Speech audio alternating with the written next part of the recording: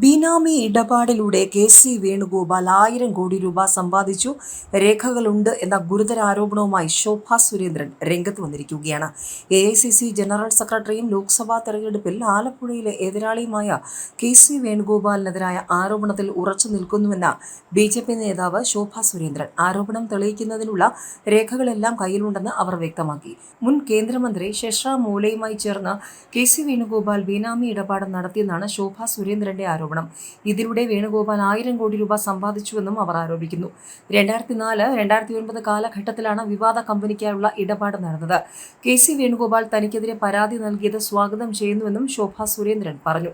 കേരളത്തിലെ ധാതുക്കളെല്ലാം കവർന്നെടുത്ത കെ.സി. വേണുഗോപാൽ കോടികൾ സമ്പാദിച്ചു.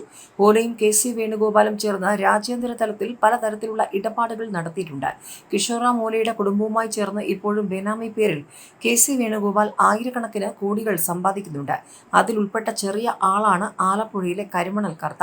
കെ.സി. വേണുഗോപാൽ പറഞ്ഞിട്ട് ഓലയാണ് ആലപ്പുഴയിൽ നിന്ന് കരിമണൽ കയറ്റുമതിക്കുള്ള അനുവാദം കർത്തയ്ക്ക് നേടിക്കൊടുത്തതെന്നും ശോഭാ സുരേന്ദ്രൻ പറഞ്ഞു. ഏതായാലും വളരെ ഗൗരവമുള്ള ഒരു ചോദ്യമാണ്, ഒരു ആരോപണമാണ് ശോഭാ സുരേന്ദ്രൻ പൊതുസമൂഹത്തിന് മുന്നിലേക്ക് ഇപ്പോൾ ഉയർത്തിയിരിക്കുന്നത്.